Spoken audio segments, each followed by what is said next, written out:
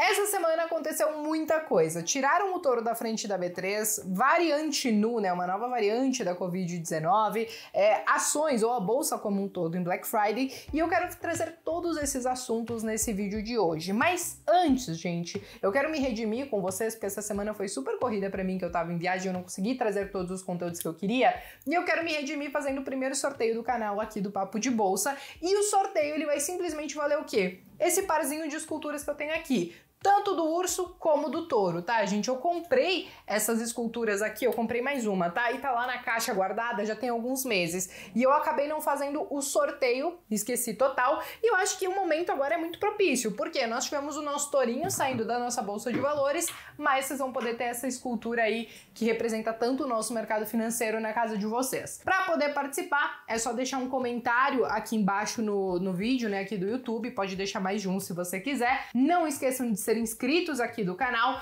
e também deixarem o like de vocês, beleza? Comentário pode ser de qualquer coisa, tá? Pode ser de qualquer tema que eu vou trabalhar aqui hoje, porque hoje o que tem de polêmica, eu tenho certeza que vocês vão querer dar o pitaco de vocês, beleza? Bom, segundo recado é aquele clássico. Se inscreva, deixa o like de vocês e me acompanhem até o final do vídeo, beleza? Bom, pessoal, vamos começar falando então sobre... quase que eu esqueci, né? O dia que eu vou sortear, vocês podem comentar e tudo mais. Eu vou fazer esse sorteio na quarta-feira, tá? Então, quarta-feira, de meio-dia, eu vou fazer esse sorteio com todos os comentários que tiverem até aquele momento e aí eu divulgo lá no Instagram. Então, se você não me segue no Instagram, já me siga lá também. O meu arroba fica em algum cantinho aqui da tela. Bom, pessoal, vamos então falar sobre o primeiro tema, que é justamente a questão do nosso tourinho, né? Então, a nossa estátua do touro de ouro em frente à B3, ela foi retirada após uma decisão da Prefeitura de São Paulo. A justificativa foi justamente a falta de uma licença urbanística do órgão para instalação da obra. A B3, ela não saiu colocando um touro lá na frente sem nenhuma licença, como alguns acabaram insinuando. Ela tinha algumas licenças, sim, que eram necessárias, porém, faltou essa licença urbanística e, pelo que eu vi também, eles estavam acusando a peça, né, do touro como uma peça publicitária, coisa que a gente sabe que foi a B3 que acabou colocando lá e tal, mas eu acho que o que acabou acontecendo com esse touro foi justamente a politicagem, né, ele virou muito politicagem. No primeiro dia que instalaram o touro, eles já acabaram colocando um cartaz lá escrito fome, depois teve mais algumas pichações, depois teve uma galera fazendo um churrasco lá em volta do touro. Eu até comentei sobre essa situação, eu falei pra vocês, já expliquei várias vezes que riqueza não é um jogo de soma zero, não é porque você tem um mercado de capitais, que você tem empresas ganhando muito dinheiro, que você tem a pobreza do outro lado, né? Uma coisa não exclui a outra. Na verdade, os países mais desenvolvidos que a gente tem, geralmente eles têm uma bolsa de valores, um mercado de capitais muito forte, porque através deles as bolsas, né, as empresas conseguem se financiar, conseguem captar recursos, gerar mais empregos, novas tecnologias, desenvolvimento. Então tudo isso acaba retornando muitas vezes, claro, em partes para a sociedade. O que eu acho hoje óbvio que aconteceu nessa situação do touro é que as pessoas, elas deveriam cobrar justamente de quem? Do Estado, dos políticos que colocam a mão nos nossos impostos, mas não empregam, eu acho, como deveriam. De qualquer maneira, acabaram mirando, né, no touro, o que eu acho que eles deveriam ter mirado no Estado, nos políticos, que eu acho que é quem acaba muitas vezes atrapalhando as nossas vidas. Claro que não dá pra falar de todos, mas de uma boa parte. E aí, é claro, quando a gente fala da própria questão do touro, né, muitos não deram nem tempo de ir lá tirar alguma foto assim, mas eu acho que dá pra gente criar uma certa expectativa, né? No ano que vem, não sei se é março ou abril, me falha a memória agora, a B3 ela deve inaugurar o museu da Bolsa de Valores. Então, existe talvez uma possibilidade de colocar o touro dentro, mas aqui é só uma expectativa e uma especulação, porque eu acho que ninguém falou sobre isso ainda, mas faria sentido, não faria? Então, se você não conseguiu tirar uma foto com o touro de ouro ou alguma coisa nesse sentido, talvez ano que vem dê. Eu não vou entrar nem na parte estética da coisa, né, porque isso também dividiu muitas opiniões, né, alguns falaram, nossa, é muito diferente do dos Estados Unidos, mas eu entendo que ele também foi muito inspirado justamente, né, na questão daquele tourinho do Pablo, que todo dia de manhã, do Pablo Spire, né, que todo dia de manhã ele fala do vai tourinho, aquele touro dourado, etc e tal. De qualquer maneira, a gente teve então a retirada por hora dessa questão do touro, né?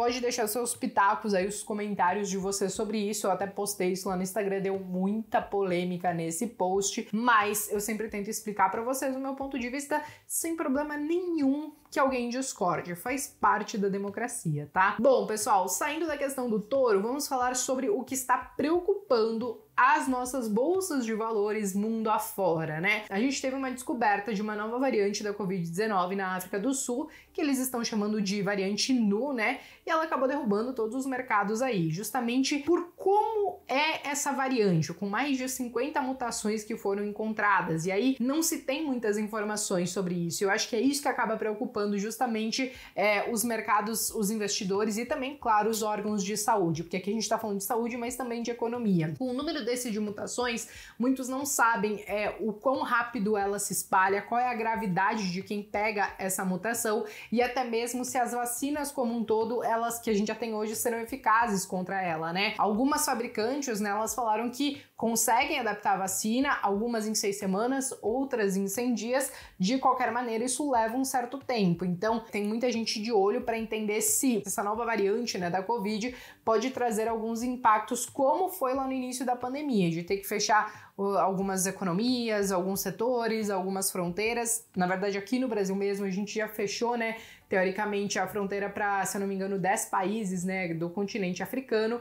Então, tudo isso acaba impactando não somente a saúde das pessoas, mas a própria questão da economia e traz muita preocupação. A gente teve nossa bolsa de valores nessa última sexta-feira caindo mais de 3, 4%, né, justamente por conta disso. E eu acho que se a gente ver algumas quedas aí nas próximas semanas, que a gente já tá vendo há um bom tempo também, pode ter muito a ver justamente com isso, por todas essas incertezas e também os possíveis impactos que essa variante pode acabar trazendo. Agora, como que a gente faz para tentar se prevenir ao máximo, né? A diversificação, não tem jeito. Não adianta a gente cair naquela ladainha de a gente tá falando, eu tô 100% em bolsa, eu tô 100% em cripto. Eu mesma, apesar de estar na renda variável, eu tenho classes de ativos diferentes. Eu tenho bolsa norte-americana, eu tenho ouro, eu tenho dólar, eu tenho criptomoedas. Apesar de que ter tudo isso na sexta-feira mesmo que passou, eu digo que eu consegui perder dinheiro em 3D, né? Porque eu perdi com o dólar, perdi na B3, perdi em criptomoedas. Então eu só trago esse cuidado para vocês, tá? Não caio naquela ladainha de a bolsa morreu, agora eu tô tudo em cripto. Nem mesmo os mais entusiastas e especialistas do mundo cripto acabam fazendo isso. Eles têm a sua diversificação, entendendo que quando a gente fala de renda variável tem risco. Então estejam diversificados e se preparem, não só pensando nisso, mas porque também ano que vem nós temos eleições e a gente deve ver um mercado bem volátil por aqui, beleza? Bom, saindo dessa questão da variante Nu, vamos falar sobre Black Friday, mas não vamos falar do Black Friday do varejo, apesar de que esse já superou em 12% a Black Friday do ano de 2020. Então eu meio que tô mordendo minha língua, porque eu achei que essa Black Friday desse ano não ia ser tão boa como foi a do ano passado, que a galera tacou o louco pra sair consumindo, mas parece que tá sendo tão boa quanto, tá? Mas a Black Friday que eu quero falar mesmo, gente, é a da nossa bolsa de valores. A gente tem visto várias quedas nessas últimas semanas, em especial justamente na sexta-feira, né? A nossa Black Friday caiu bastante por conta desses motivos que eu trouxe para vocês e alguns papéis me chamaram mais atenção. É claro que eu não consigo olhar a bolsa de valores inteira e todos os ativos. Eu fico muito mais de olho nos ativos que eu tenho em carteira. E 3 que eu tenho em carteira me chamaram um pouco mais atenção. Eu sei que tem outros e vocês podem comentar aqui também, tá? Mas o primeiro que eu quero trazer é justamente a CSU Card System, né? A Card 3, a primeira vez que eu falei dela aqui no canal, acho que já tem uns 2, quase 3 anos talvez, ela custava 6, 7 reais, e aí ela chegou a valer os seus 27, 28 reais, hoje tá na casa dos 12, 13, tá? E o porquê que ela me chama a atenção? Quando eu olho isso daqui que vocês estão vendo na tela, a média de preço-lucro dela gira em torno de 14 vezes, hoje ela negocia aproximadamente 9 vezes. Sendo que, quando a gente fala de ROI, margem líquida, tudo isso está acima da média histórica dela e também a relação dívida líquida dela está muito baixa. Qual é o risco da CSU Card System? Nós estamos falando de uma empresa de tecnologia, tá? Não vou entrar no detalhe da empresa em si, já tem vídeo aqui no canal falando sobre ela, mas ela é uma empresa de tecnologia que demanda de capital capital massivo e, consequentemente, quando a gente tem um aumento na taxa de juros, esse capital ele acaba custando mais caro. Então, muitas vezes, essas empresas podem acabar sofrendo um pouquinho mais com essa alta da Selic e também em cenários de incerteza. Lembra que eu falei para vocês que ano que vem a gente tem as eleições? E em cenário de eleições onde tem muita volatilidade, muitos investidores às vezes acabam preferindo sair dessas empresas que são de crescimento e elas vão para aquelas empresas que são de valor, né? Às vezes aqueles bancões, empresas de energia e tudo mais. Mas como eu falei para vocês, uma carteira diversificada, você medindo exatamente o tamanho do risco que você pode correr, eu acho que dá sim para você ter os dois tipos de empresa na carteira, beleza? Agora, saindo um pouquinho da CSU Card System, vamos falar de Banco do Brasil. Banco do Brasil já tem mais de um ano que eu digo, tá barato, ele continua barato, ele até se recuperou um pouco, né, depois dos tombos lá do início de 2020, mas o que tá acontecendo agora é algo que a gente fazia tempo que não via, na verdade, eu não lembro de ter visto isso antes. O banco entregando excelentes resultados, algumas linhas recordes dentro ali do balanço deles, e a relação preço-lucro uma das menores que ele já teve na história. Como vocês podem ver aqui, a média da relação preço-lucro fica entre 11 e 12 vezes e hoje ele negocia a 5 vezes preço-lucro. É claro que os bancões não são mais aquelas empresas que vão dobrar, triplicar de valor. Pelo menos eu não acredito nisso, né? Mas são empresas que, como eu falei para vocês, no ano que vem, que é um ano de volatilidade, com essa Selic mais alta, eles conseguem spreadar melhor os produtos deles, ganhar muito mais, né, com esse diferencial de taxa de juros e também acabam servindo como aquelas empresas que a gente diz que são empresas de valor, né? Questão de dividendos, o Banco do Brasil conseguiu melhorar bastante, pagar 5, 6% de dividendos, então é uma empresa que eu tenho na carteira há bastante tempo, acho que até uma das mais antigas que eu tenho, primeira vez que eu comprei acho que estava na faixa dos seus R$13 por aí, e agora, mais uma vez, mostra que está sim relativamente barato. A terceira empresa, gente, é VEG. E aí vocês vão falar, VEG, Bia? Como assim? Bom, quando a gente fala de Black Friday sempre tem aquelas empresas que tem um descontão e tem aquelas que tem um descontinho, né? Eu acho que a VEG ela tem um descontinho, vamos dizer assim, mas como vocês podem ver, a relação preço-lucro dela, que estava na média de 50 vezes, hoje está por volta de 38 vezes. Ela caiu bastante, é claro que ela teve o seu desdobramento, né, nesse último ano, mas ela acabou sofrendo bastante nessas últimas semanas, ainda que continue entregando excelentes resultados.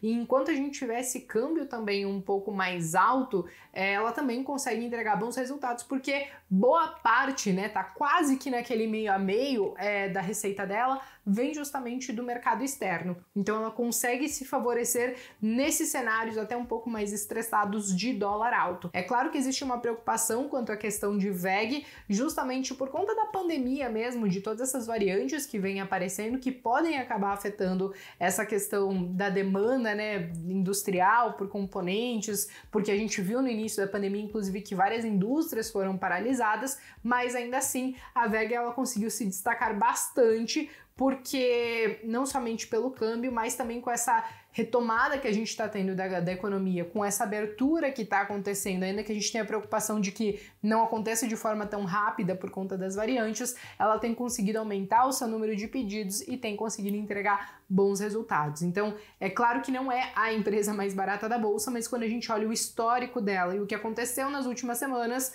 eu enxergo que, olha, finalmente ela está negociando abaixo aí da sua média de preço-lucro, com riscos um pouco maiores, mas me interessa bastante. São 3 empresas que eu tenho, inclusive, na carteira e que eu começo a olhar justamente para, olha, talvez parte dos aportes possam vir para VEG, não porque ela ainda tem um peso muito grande na minha carteira, mais do que eu queria, mas para quem tá aí, começou depois, entrou depois em VEG, né, do que a gente, tá tendo que rebalancear a carteira, são papéis aí que me chamam a atenção pelos preços que estão negociando hoje.